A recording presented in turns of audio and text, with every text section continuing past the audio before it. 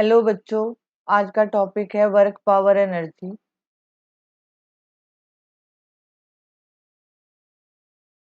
Work power energy. आज हम जो है इसमें आपको पहले लेक्चर में मैंने रीडिंग करवाई थी। आज मैं आपको नोट्स लिखवा रही हूँ, आप अपने नोट्स कंप्लीट करो। सबसे पहले है कि वर्क होता क्या है। जब हम कोई काम करते हैं तो हम जैसे आप कोई सुबह से लेकर शाम तक आप पढ़ रहे हो या खेल रहे हो, ठीक है, ऐसी एक्टिविटी करते हो तो आप कहते हो हम थक गए, हमने बहुत काम किया। ठीक है, तो जैसे आप रीडिंग करते हो, आप जो है रूटीन में रीडिंग करते हो, ठीक है, जहाँ पढ़ने बैठते हो तो आप कहते हो कि हम थक गए। लेकिन जो फिजिक्स है वो इस डेफिनेशन को नहीं मानता। फिजिक्स में वर्क डन जो है वो ऐसे बोला जाता है कि जो वर्क आपने किया उसमें जो है, जैसे मान लो यहाँ पे कोई ऑब्जेक्ट है, यहाँ पे ये इसकी पोजीशन ए है। अगर आपने इस ऑब्जेक्ट के ऊपर फोर्स लगाई है तो इस ऑब्जेक्ट का मूव होना जरूरी है। अगर वो यहाँ से अपनी पोजीशन चेंज करके बी पोजीशन पे आ जाता है और वो डिस्टेंस कवर करता है तो वर्क डन जो है इसको बोला जाता है। तो वर्क डन का डेफिनेशन होता है फोर्स इनटू डिस्प्लेसमेंट।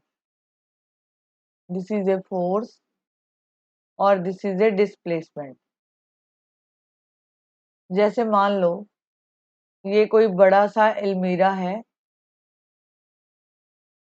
आपको इस रूम से मतलब यहाँ पे ए रूम है और आपको बी रूम तक लेके जाना है। ठीक है,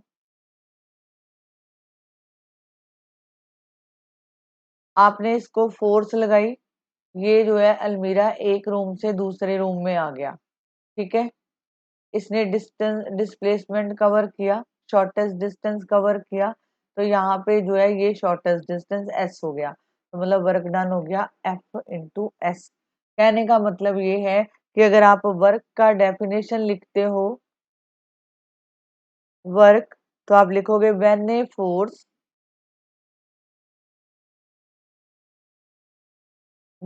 force act on an object.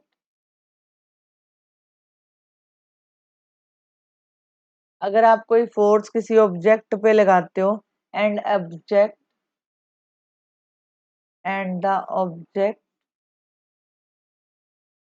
Object shows displacement,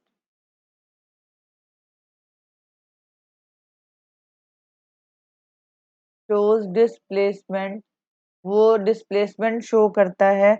the force has done the force has done work on the object.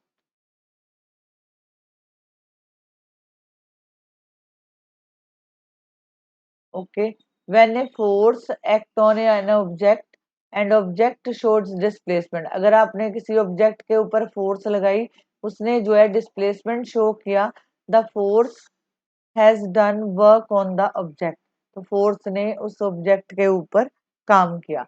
अब इसकी टू कंडीशंस होती हैं, टू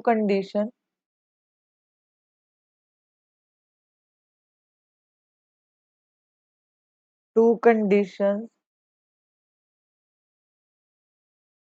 ऑफ वर्क डन। ये भी इम्पोर्टेंट है, पेपर में पूछा जाता है कि वो कौन सी टू कंडीशन है जिसमें वर्क डन होता है। फर्स्ट है कि द फोर्स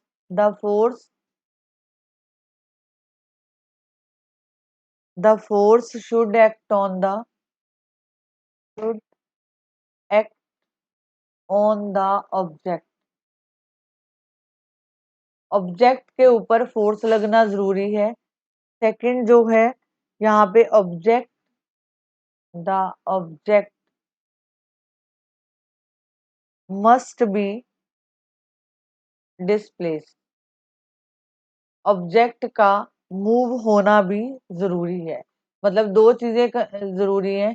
एक तो जो है, जैसे मान लो मैंने आपको एग्जांपल दिया था, ये कोई ऑब्जेक्ट है, इस ऑब्जेक्ट के ऊपर अगर आप फोर्स लगाओगे तो ही ये चीज आगे मूव करेगी। और अगर आपकी फोर्स जो है इस ऑब्जेक्ट से ज्यादा है तो ये जो है डिस्प्लेस करेगा, मतलब एक जगह से दूसरी जगह पे आ जाएगा। तो कहने का मतलब है कि ये जो है दो कंडीशंस है। एक तो इस ऑब्जेक्ट के ऊपर, ये ऑब्जेक्ट है, इसके ऊपर फोर्स लगना जरूरी है, और साथ में इस ऑब्जेक्ट का डिस्टेंस जो है मूव कर, मतलब डिस्टेंस कवर करना जरूरी है, मतलब डिस्प्लेसमेंट। ठीक है, शॉर्टेस्ट डिस्टेंस। तो मतलब फॉर्मूला है आपके पास work equal to force into displacement.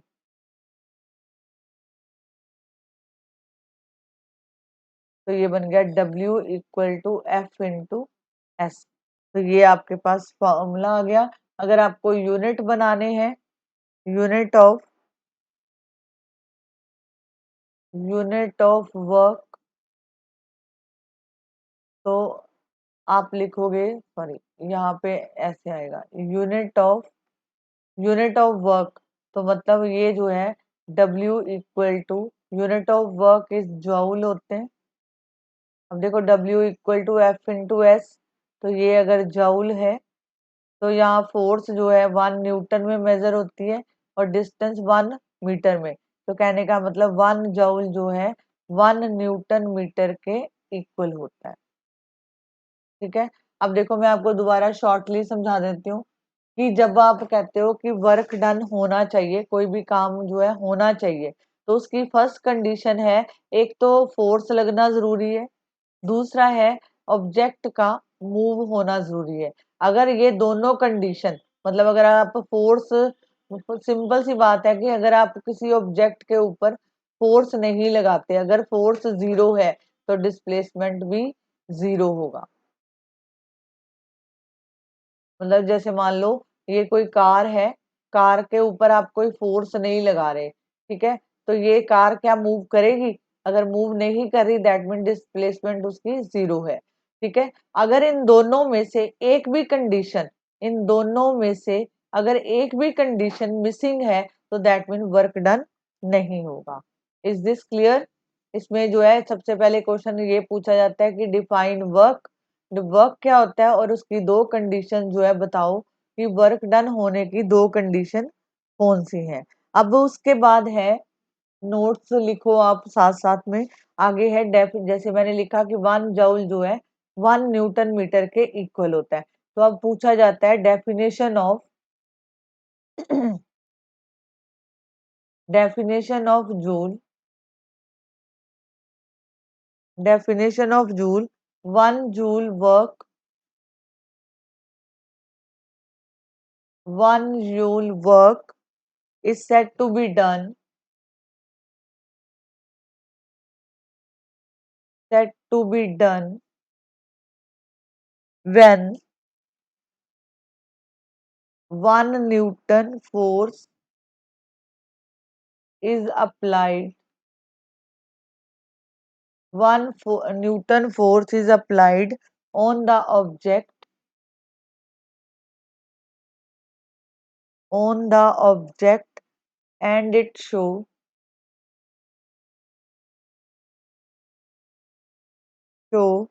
the displacement, show the displacement, show the displacement by 1 metre, 1 metre. दोबारा देखो, डेफिनेशन ऑफ जूल ये कहता है कि अगर 1 जूल वर्क आप कहते हो कि हुआ है, दैट मीन उसने उस ऑब्जेक्ट के ऊपर 1 न्यूटन फोर्स लगाई होगी, और इस ऑब्जेक्ट ने जो डिस्टेंस कवर किया होगा वो 1 मीटर का डिस्टेंस कवर किया, तब इसको बोला जाता है डेफिनेशन ऑफ जूल। मतलब 1 जूल, क्योंकि 1 newton metre equal to 1 joule के इक्वल होता है। ये डेफिनेशन है इसकी जूल की। उसके बाद है कि व्हेन वर्क इज पॉजिटिव, ऊपर लिखो, when work is positive, negative and zero. Work done जो है कब पॉजिटिव होता है, कब नेगेटिव होता है और कब जीरो होता है। डिफरेंट केसेस अराइज होते हैं कि ठीक है, अगर मान लो अब सबसे पहले बात करते हैं कि वर्क डन जो है पॉजिटिव कब होता है। Work done is positive. आप देखो, आपके पास ये कोई ऑब्जेक्ट है, मान लो ये कार है, कार को आप धक्का लगा रहे हो, फोर्स इस तरफ लग रही है, तो दैट मीन ऑब्जेक्ट भी इस तरफ मूव होगा। ठीक है, ऑब्जेक्ट भी इस तरफ मूव होगा, मतलब वो डिस्टेंस जो है कवर करेगा। तो यहाँ पे जो वर्क डन आएगा वो होता है W equal to F S, मतलब डिस्प्लेसमेंट, डिस्प्लेसमेंट भी इस तरफ होएगी, और जो फोर्स है, मतलब जिस तरफ आपने उसको धक्का लगाया वो उसी डायरेक्शन में मूव, अगर आप फोर्स इस तरफ लगा रहे हो तो ये इसी डायरेक्शन में मूव कर रहा है। दैट मीन यहाँ पे जो है वर्क डन जो है पॉजिटिव वर्क डन माना जाता है, पॉजिटिव वर्क डन। ठीक है, अब सेकंड केस देखो, अगर जो है ऑब्जेक्ट यहाँ पे पड़ा है, ठीक है, ये कार है, कार जो है इसमें जो है ग्रेटर फोर्स होती है। अगर मान लो आपकी फोर्स इस कार से कम है, लेस है, अगर आपकी फोर्स जो आप कार को धक्का लगा रहे हो, आपकी फोर्स जो है कार की फोर्स से कम है, तो कार जो है मूव नहीं करेगी ऑपोजिट डायरेक्शन, यहाँ पे जो है वापस आएगी the displacement of the direction in opposite to the force. यहाँ पे लिखो, इफ डिस्प्लेसमेंट, मतलब कार इधर ना जाके कार वापस अपनी पोजीशन, कई बार आप देखते हो जब कार रुक जाती है तो आप इसके ऊपर फोर्स लगाते हो तो कार जो है आगे मूव नहीं करती। तो कहने का मतलब है कि जो डिस्प्लेसमेंट है, displacement is in the direction,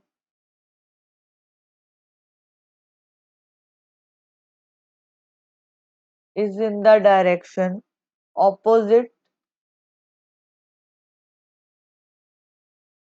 to the force, मतलब फोर्स के ऑपोजिट। अगर फोर्स इधर लगा रहे हो तो ऑब्जेक्ट इस तरफ आ रहा है, तो कहने का मतलब है उस केस में W equal to minus F S, work done जो है नेगेटिव होता है। ठीक है, तो मतलब कहने का डिस्प्लेसमेंट, तो डिस्प्लेसमेंट इस तरफ है तो फोर्स ऑपोजिट होगी। ठीक है, उल्टा होता है। Is this clear? अगर मान लो आप ये ऐसे भी लिख सकते हो, ठीक है, ऑपोजिट डायरेक्शन। थर्ड केस है इसमें, मान लो अगर जो है ये वर्टिकल, ये जो है हॉरिजॉन्टल डायरेक्शन है,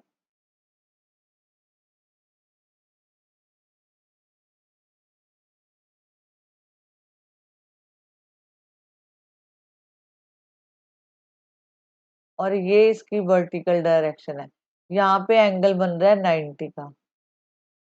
ठीक है, ये हॉरिजॉन्टल, जैसे मान लो ये यहाँ पे कोई कुली है, उसने अपने सिर के ऊपर लोड रखा हुआ है और ये वो इस तरफ मूव कर रहा है। अब ये इसके ऊपर और इस जो जिस तरफ वो मूव कर रहा है बीच में एंगल कौन सा बन रहा है, 90। तो जब 90 का एंगल बनेगा तो यहाँ पे लिखो, if the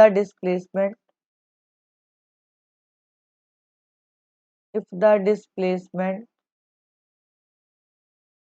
is perpendicular, perpendicular को ऐसे लिखते हैं, दिस, इसका मतलब होता है 90, perpendicular to the force, perpendicular to the force, तो वर्क डन इक्वल टू 0। ठीक है, तो वर्क डन जो है 0 होता है। आपको क्वेश्चन पूछा जाएगा कि when work done is positive, negative और 0, तो आप ये तीनों केस को शो करोगे। ओके, नेक्स्ट क्वेश्चन देखो,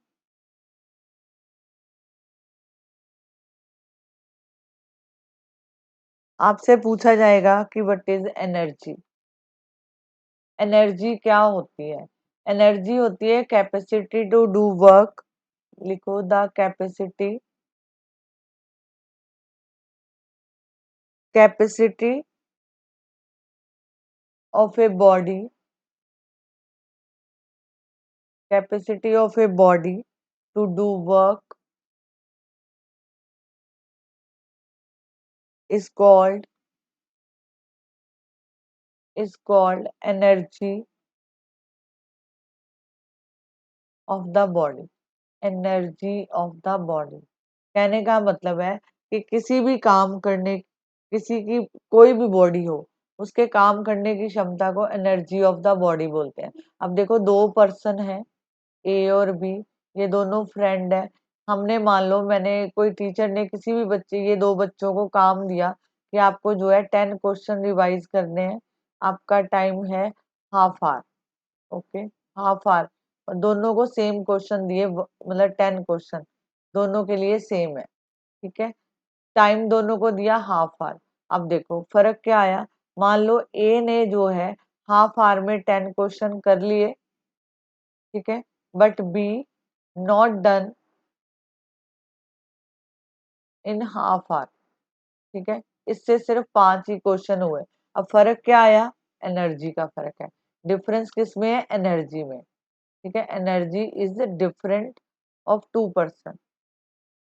ठीक है, दो बंदों में एनर्जी का फर्क होता है। ठीक है, अब मान लो आपके पास ये कोई कार है, फॉर एग्जाम्पल ये आपके पास कोई कार है, आप जो है कार को फोर्स लगा रहे हो। ठीक है, आप में इतनी फोर्स है कि आपने कार को आगे मूव कर दिया। ठीक है, लेकिन आपका एक फ्रेंड है, उसकी कार रुकती है, तो वो भी उसी अपनी फोर्स लगाता है, लेकिन वो कार आगे मूव नहीं करती। तो कहने का मतलब फर्क कहाँ पे आया, एनर्जी का। कोई भी काम करने के लिए हमें एनर्जी की जरूरत होती है। इवन कि जब आप खेलते हो, खाते हो, घूमते हो, कोई भी काम, जैसे आपने पढ़ना भी है, तो आपको एनर्जी की जरूरत होती है। अगर आपकी एनर्जी कम है तो काम जो है अच्छी तरह नहीं होगा। तो कहने का मतलब है कि अगर आपको पूछा जाए कि what is the definition of energy, तो आप लिखोगे the capacity of a body to do work is called energy of the body. ये सारे नोट्स जो है आप अपनी कॉपी पे बनाओ। अब देखो, आगे पूछा जाता है type of energy, types of energy. जो एनर्जीज हैं वो डिफरेंट टाइप की होती हैं। सबसे पहले है यहाँ पे पोटेंशियल एनर्जी,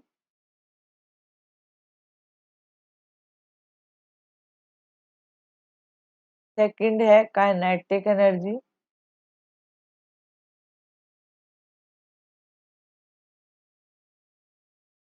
थर्ड है मैकेनिकल एनर्जी,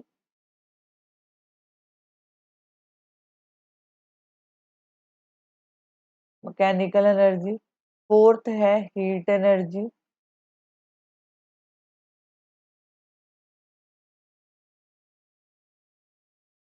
फिफ्थ है जियोथर्मल एनर्जी,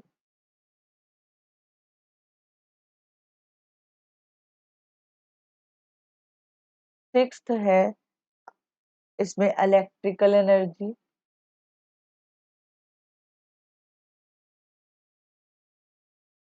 और सेवंथ है लाइट एनर्जी,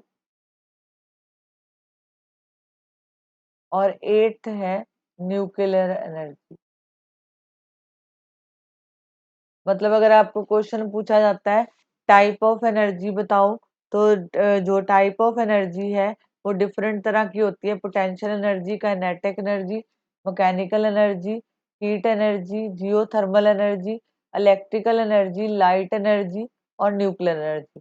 अब देखो, लाइट एनर्जी तो ये होती है कि सन से जो आपको एनर्जी मिलती है वो उसको बोला जाता है लाइट एनर्जी। ठीक है, इलेक्ट्रिकल एनर्जी जिससे हम घर के अप्लायंस सारे चलाते हैं, हमें लाइट मिलती है, वो है इलेक्ट्रिकल एनर्जी। एक होती है न्यूक्लियर एनर्जी। न्यूक्लियर एनर्जी आपने ज्यादातर डिफेंस में सुनी होगी, वहां पे न्यूक्लियर एनर्जी का यूज होता है। जियो मतलब अर्थ में से जो एनर्जी निकलती है उसको बोलते हैं जियोथर्मल। आगे है हीट एनर्जी। हीट एनर्जी मतलब कि जब आप किसी चीज को हीट देते हो, तो वहां से जो है जब कोई रिएक्शन होता है तो वहां से हीट एनर्जी निकलती है। लेकिन इस चैप्टर में हम पढ़ेंगे पोटेंशियल एनर्जी के बारे में, काइनेटिक एनर्जी के बारे में, मैकेनिकल एनर्जी के बारे में, और साथ में इलेक्ट्रिकल एनर्जी। ये बाकी एनर्जी को डिटेल में हम 10th में समझेंगे, क्योंकि वहां पे आपसे जो है क्वेश्चन पूछे जाते हैं, वहां पे जो है इसका पूछा जाता है। आगे देखो, इसमें है कि अगर आपको पूछा जाए कि टाइप ऑफ एनर्जी तो हो गया, अब अगर पूछा जाए कि SI unit of energy,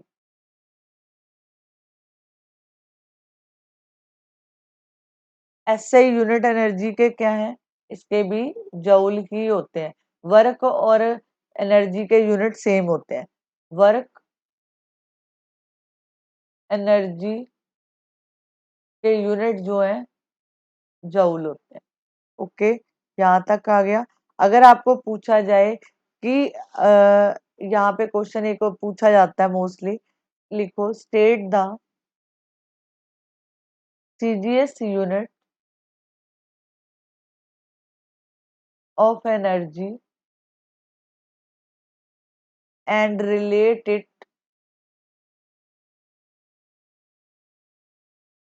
with its SI unit, SI unit. आप इसको जो है एसआई यूनिट से कैसे रिलेट करोगे, तो जो इसका आंसर आएगा, पहले ये लिखो, लिखा है state the CGS unit of energy and relate it with its SI unit. तो यहाँ पे देखो, CGS unit of energy is अर्ज, तो 1 जूल, ये एसआई यूनिट होते हैं एनर्जी के, तो 1 यूनिट जो है इक्वल होगा 10⁻⁷ अर्ज के इक्वल, ये इसकी वैल्यू है। ओके, अब देखो, अगर आपको पूछा जाता है कि कैलोरीज या क्लोरीज, और सेकंड है kilo joule, kilo joule with SI unit of energy, यहाँ पे लिख लो relate calorie and kilo joule with SI unit of energy.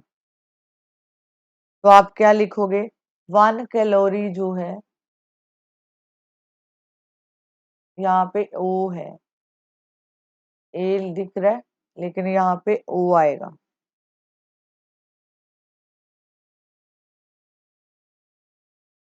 ये होता है 4.186 जूल, और यहाँ पे 1 kilo joule equal to 10⁻³ joule. Okay, ये आपसे पूछा जाता है। अगर आपको पूछा जाए कि what is a mechanical energy, ठीक है, तो जहां पूछा जाए कि name the term use for sum of, अगर आपको पूछा जाए कि सम ऑफ काइनेटिक एनर्जी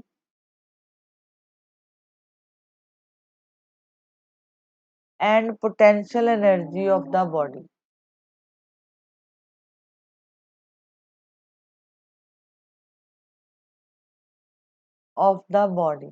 आप इसको क्या नाम दोगे, मतलब ये पूछा है काइनेटिक एनर्जी को ये लिखा जाता है और पोटेंशियल एनर्जी को पीई से लिखा जाता है।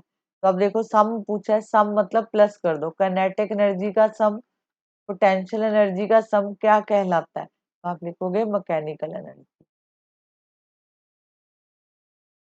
ठीक है, अगर आपको पूछा जाता है कि मैकेनिकल एनर्जी किसके इक्वल होती है, तो आप बोलोगे sum of the kinetic energy and potential energy is called mechanical energy.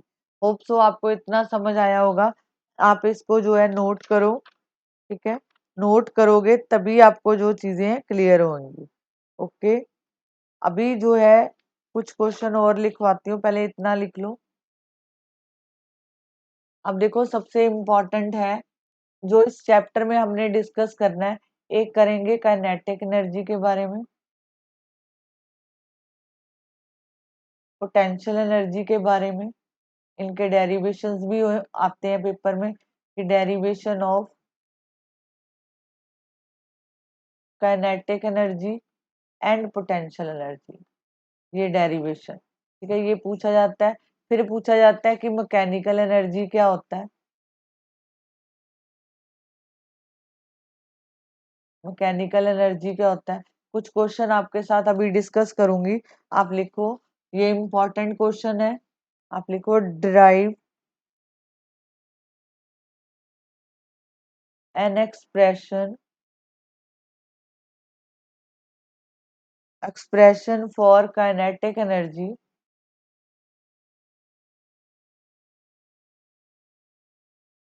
Kinetic energy of an object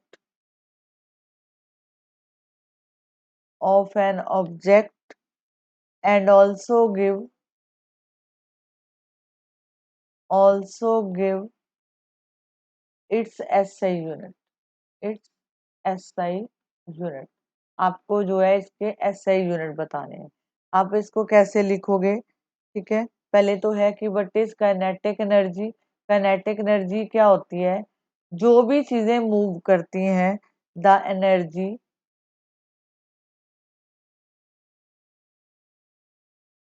possessed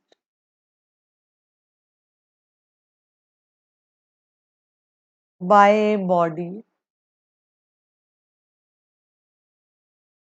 by virtue of its motion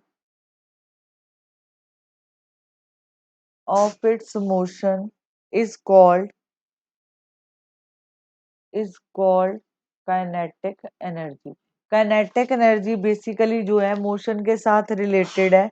अगर कोई चीज मूव कर रही है तो आप जो है बोलोगे कि ये जो है काइनेटिक एनर्जी है। Derive an expression of kinetic energy of an object and also give its SI unit. सबसे पहले है कि काइनेटिक एनर्जी क्या होती है, ड्यू टू मोशन। जैसे कोई ट्रेन चल रही है, विंड तेज स्पीड से चल रही है, वो सारी किस में आती है, काइनेटिक एनर्जी में, ठीक है। तो मतलब काइनेटिक एनर्जी लिखो, kinetic energy of an object increases with its speed.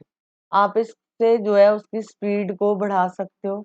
अगर आप मान लो, आप काइनेटिक एनर्जी जैसे हवा, बहुत एक है कि हवा नॉर्मल चल रही है, एक होती है जिसमें हवा में काफी स्पीड होती है, तो उसमें काइनेटिक एनर्जी जो है काफी ज्यादा होती है। तो कहने का मतलब है kinetic energy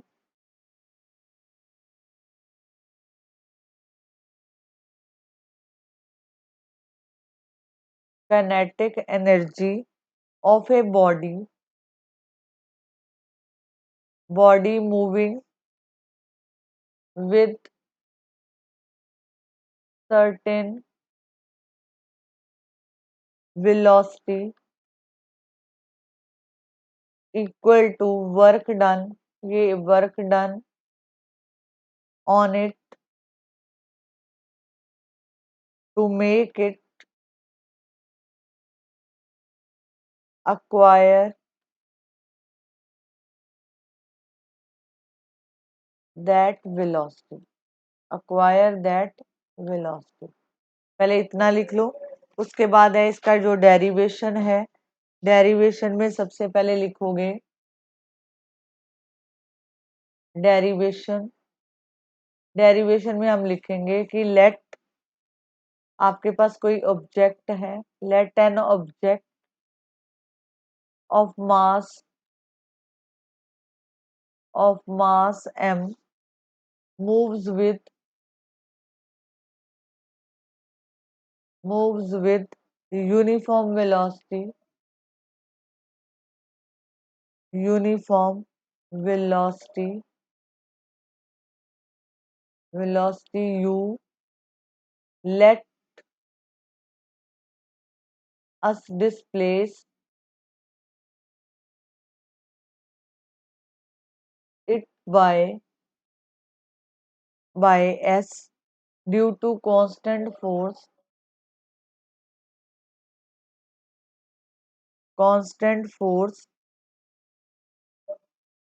F acting on it, acting on it। दोबारा सुनो, डेरिवेशन जब भी लिखना है, ये कई बार 5 मार्क्स या 4 मार्क्स में आता है, तो आप लिखोगे let an object of mass, कोई ऑब्जेक्ट है जिसका मास m है, तो move with uniform velocity u, let us displace by distance s due to constant force. मतलब जब आपने उसके ऊपर फोर्स लगाया तो उसने डिस्टेंस मूव किया, तो यहाँ पे सबसे पहले लिखोगे w equal to F S number 1। अब देखो जो फोर्स है इसका रिलेशन होता है मास इनटू एक्सेलरेशन, ठीक है। और यहाँ पे आपने फर्स्ट चैप्टर में एक रिलेशन पढ़ा था, इक्वेशन पढ़ी थी, V square U square equal to twice of S. यहाँ से एस निकाल लो, ये 2a को इसके नीचे ले आओ, V square U square upon 2a। तो यहाँ पे एफ इक्वल टू, यहाँ पे लिखो w, ये फर्स्ट वाला जो है एफ की जगह पे ये पुट कर दो, और एस की जगह पे V square minus U square upon 2a। यहाँ से 2 कैंसिल, तो यहाँ पे w equal to M V square minus U square upon 2। तो ये w equal to M V square minus M U square upon 2, इसको अलग अलग करके लिख लो।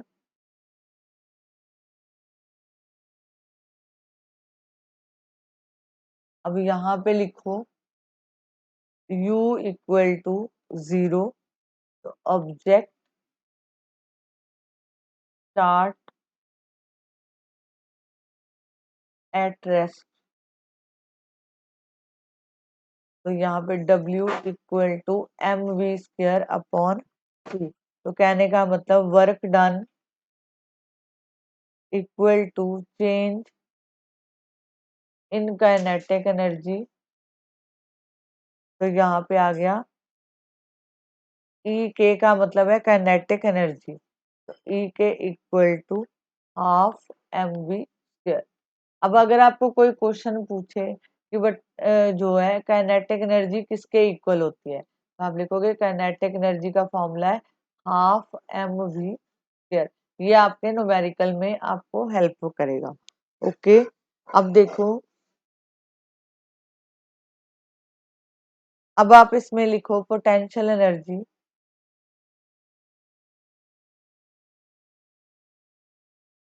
पोटेंशियल एनर्जी, पोटेंशियल एनर्जी जो है दो चीजों के ऊपर डिपेंड होती है, एक होती है शेप और एक होती है पोजीशन। शेप और पोजीशन के ऊपर रिलेट करती है। ओके, अब देखो यहाँ पे शेप एंड पोजीशन के बारे में अगर लिखते हो, तो जैसे मान लो ये आपके पास कोई स्प्रिंग है, ठीक है, स्प्रिंग है, अगर मैं इस स्प्रिंग को खींच देती हूँ तो ये जो है इस तरह की फॉर्मेशन बनाता है, तो ये होता है इलास्टिक, इसमें होती है elastic potential energy. Okay, elastic potential energy. Position होता है कि जैसे कोई ऑब्जेक्ट है, मान लो ये ग्राउंड लेवल है, ये ग्राउंड है, तो ऑब्जेक्ट जो है ये जो है रूफ के ऊपर पड़ा है, ठीक है, ये इसकी पोजीशन कि ऑब्जेक्ट जो है कहाँ पड़ा है, ठीक है, इसको बोलते हैं ग्रेविटेशनल पोटेंशियल एनर्जी। ठीक है, ये जो है कंडीशन दे रखी है, मतलब आपको दो चीजें हैं, पोटेंशियल एनर्जी शेप और पोजीशन के ऊपर डिपेंडेंट है। अगर आपको पोटेंशियल एनर्जी की डेफिनेशन लिखनी है तो आप लिखोगे द एनर्जी पोसेस्ड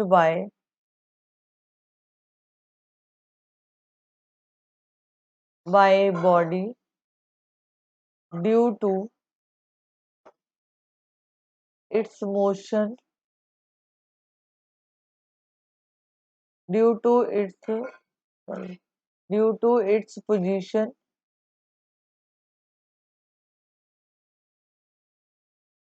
और shape is called is called its potential energy, is called its potential energy। ठीक है, इट्स कॉल्ड पोटेंशियल एनर्जी। ये हो गया। अगर आपको जो है इसमें ये क्वेश्चन पूछा जाए कि पोटेंशियल एनर्जी किसके ऊपर डिपेंड करती है, तो आप बोलोगे शेप और पोजीशन के ऊपर जो है डिपेंड करती है। ठीक है। अगर आपको पूछा है कि इसके एग्जाम्पल लिखो पोटेंशियल एनर्जी के, एग्जाम्पल ऑफ पोटेंशियल एनर्जी, तो आप जो है लिखोगे, फर्स्ट इसमें लिखोगे stretching string,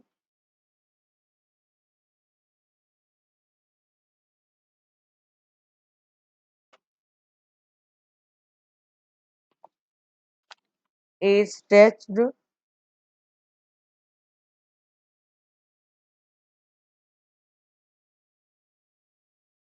stretched string, second लिखो स्ट्रिंग ऑन द बो, थर्ड लिखो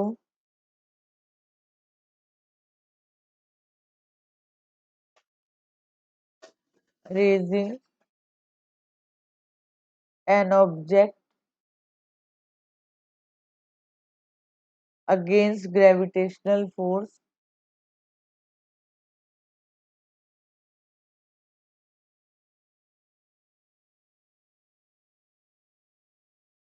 gravitational force changes the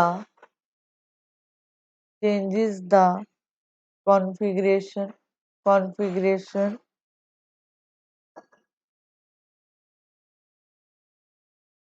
and position of the body।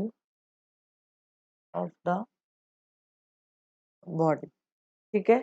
आपको जो है, अगर आपको एग्जाम्पल पूछा गया है तो आप जो है वो लिखोगे कि यहाँ पे रेजिंग एन ऑब्जेक्ट अगेंस्ट, मतलब स्ट्रेच स्ट्रिंग की एग्जाम्पल लिख दो, स्ट्रिंग ऑन ए बो, ये सारे एग्जाम्पल जो है इसके लिखे जा सकते हैं।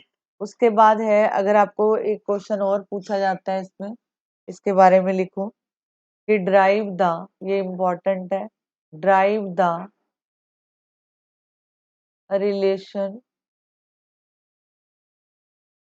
Relation between kinetic energy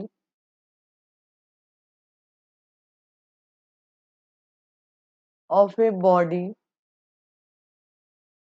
and its momentum at its momentum। Okay, यहाँ पे लिखो solution, kinetic energy half into m v square, यहाँ से टू को इस तरफ ले आओ, two kinetic energy equal to M v square, two kinetic energy, यहाँ पे आप ऐसे करो, आप यहाँ पे m से इसको मल्टीप्लाई कर दो, उसका बेनिफिट हमें ये मिलेगा, two m kinetic energy equal to m square v square, इसको मैं ये लिख सकती हूँ m v square, m v square. अब देखो मोमेंटम, मोमेंटम जो है इक्वल टू एम वी होता है, मतलब इसको पी से लिखा जाता है, तो मैं जहाँ पे एम वी की जगह पे पी पुट कर सकती हूँ, ये बन गया पी स्क्वायर, तो इसका मतलब kinetic energy equal to p square two m के इक्वल आएगा।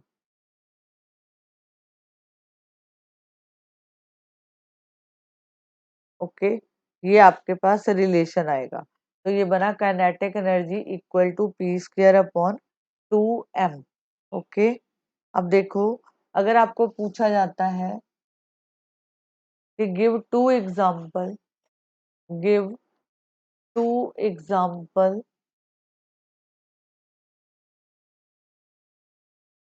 Each of the following,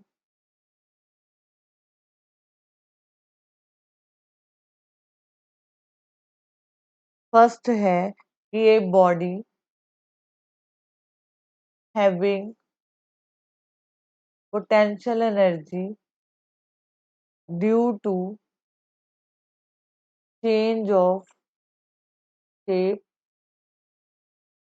due to change of shape, a body having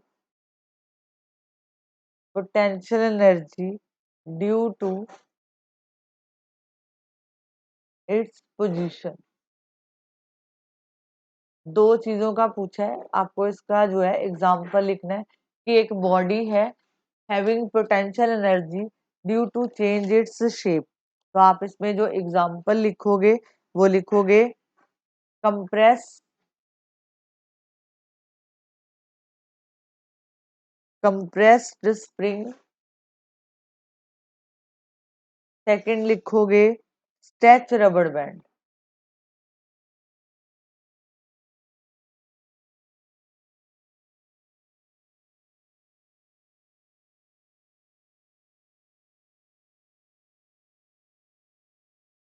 rubber band, okay, stretch rubber band. Second, अगर आपको सेकंड पार्ट पूछा है body having potential energy due to its position, तो आप लिखोगे second part का answer, इसका example लिखो a raised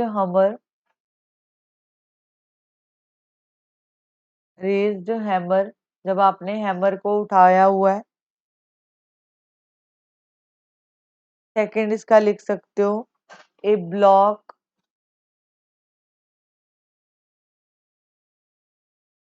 held at height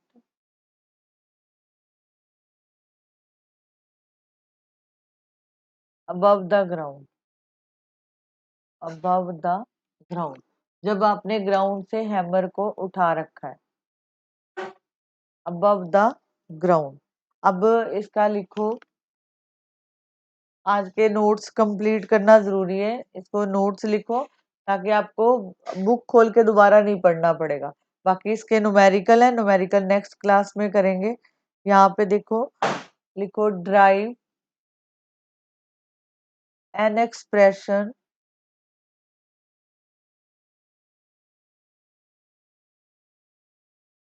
for potential energy of the body. पहले हमने काइनेटिक एनर्जी का किया था, अब हम पोटेंशियल एनर्जी का करेंगे। Potential energy due to position और शेप के ऊपर डिपेंड होती है। जैसे मैंने आपको बताया, स्प्रिंग खींचते हो तो उसकी जो है शेप चेंज हो जाती है। जहाँ आप किसी चीज को स्क्वीज करते हो तो उसकी जो है शेप चेंज हो जाती है। जैसे पेस्ट है, तो पेस्ट का जो है उसको दबाया जाता है तो उसकी शेप चेंज हो जाती है। बैलून को प्रेस करोगे, उसकी शेप चेंज हो जाती है। आगे एक्सप्रेशन इसका लिखो कि work done equal to force into displacement.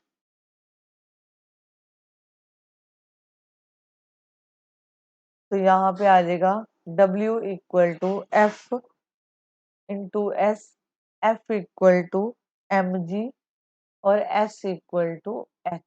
तो यहाँ पे बन गया mgh।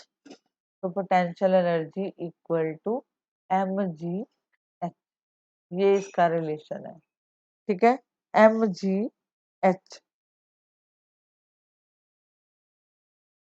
Clear?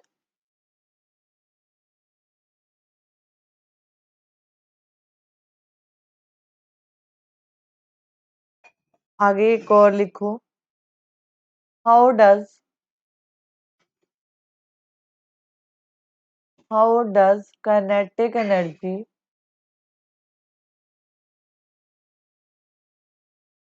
Very with momentum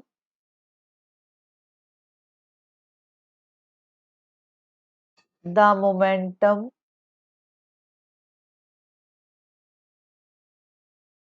of a body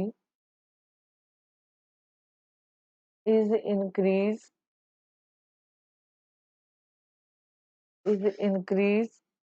four time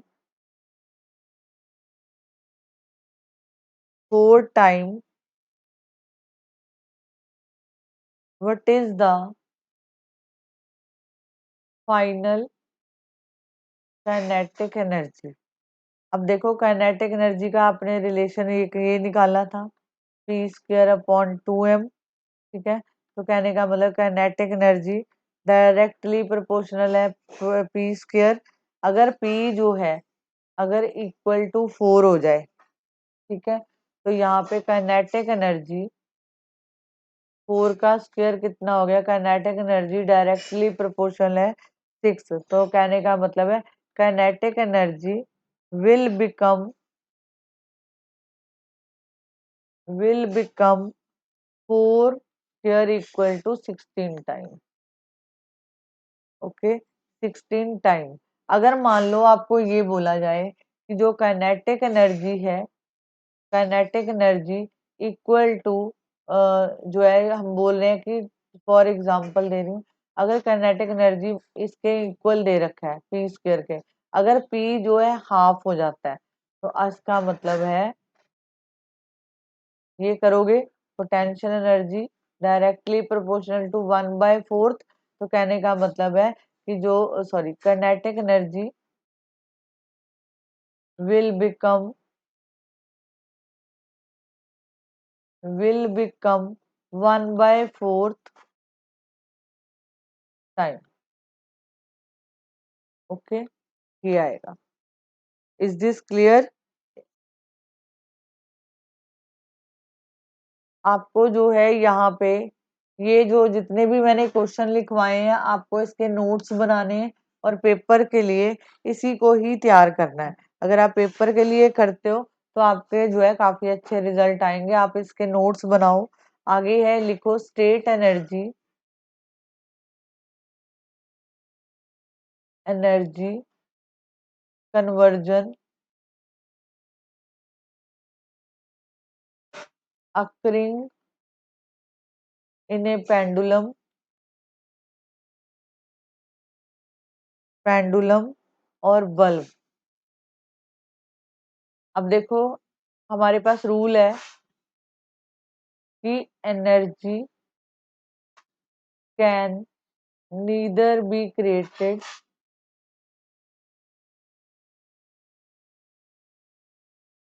nor be destroy.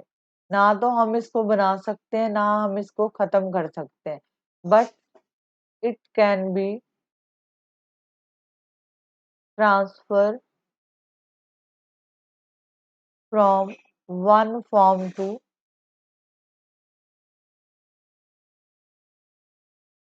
Other form.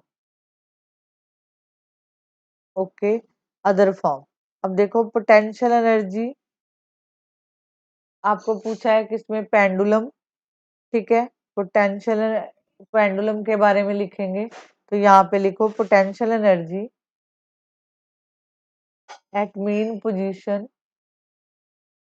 जैसे ये पेंडुलम है होता है, मतलब यहाँ पे मान लो ये कोई स्ट्रिंग है, आपने यहाँ पे बॉल, तो ये इसकी मेन पोजीशन होती है, मेन पोजीशन। तो यहाँ पे जो है, यहाँ पे पोटेंशियल एनर्जी है एट मेन पोजीशन।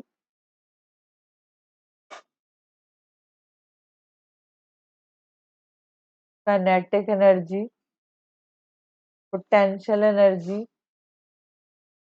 यहाँ पे लिखोगे एट एक्सट्रीम,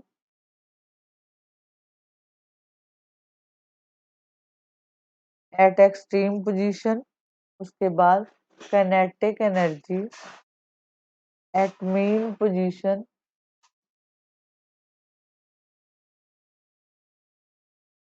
ड्यूरिंग ऑक्सीलेशन।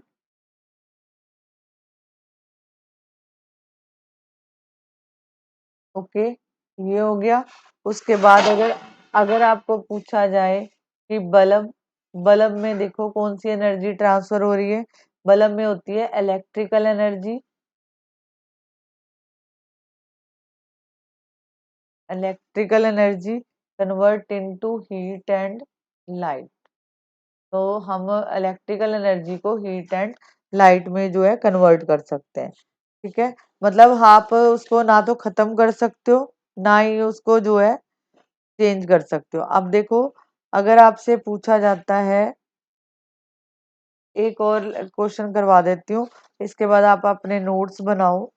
मतलब अगर आपसे ये पूछा जाए कि मान लो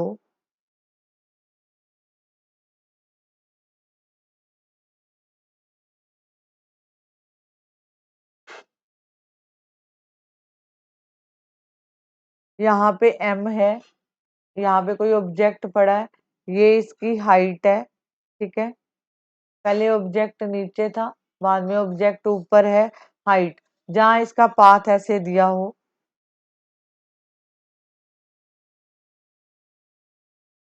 तो आपको पूछा जाएगा पोटेंशियल एनर्जी का कुछ फर्क पड़ता है, पाथ अगर डिफरेंट हो तो, ठीक है।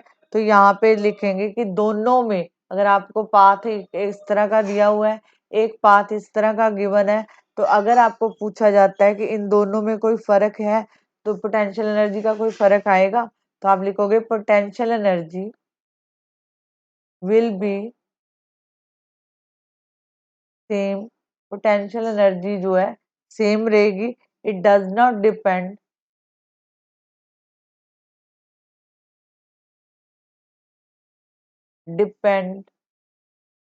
पोटेंशियल एनर्जी कभी भी पाथ के ऊपर डिपेंड नहीं करती, depend upon path but on vertical height, vertical height of a body. Okay, आप जो है पहले इसका अच्छी तरह रिवाइज करो, नोट्स बनाओ, और आपको यही रिवाइज करना है, आपको बुक खोल के पढ़ने की जरूरत नहीं है। अकॉर्डिंग टू क्वेश्चन हम आपको जो है नोट्स लिखवाते रहेंगे, आप अपने पहले नोट्स मेंटेन करो और इसको रिवाइज करो। अगर आपको इतना आ गया तो आपका सारा चैप्टर आसानी से होएगा, क्योंकि हम क्वेश्चन बेस्ड चलेंगे, क्वेश्चन में आपको काफी कुछ सीखने को मिलेगा। और इसकी अगली क्लास में मैं न्यूमेरिकल कराऊंगी। न्यूमेरिकल जो बेस होंगे, न्यूमेरिकल बेस होंगे, एक तो पोटेंशियल एनर्जी के ऊपर और एक काइनेटिक एनर्जी के ऊपर। पोटेंशियल एनर्जी का फॉर्मूला होता है mgh, और काइनेटिक एनर्जी का फॉर्मूला होता है हाफ mv²। तो हम जो है इसी के रिलेटेड जो है आंसर करेंगे। ओके, आप जो है इसकी तैयारी करो, फिर नेक्स्ट क्लास में मिलेंगे। Okay, thank you.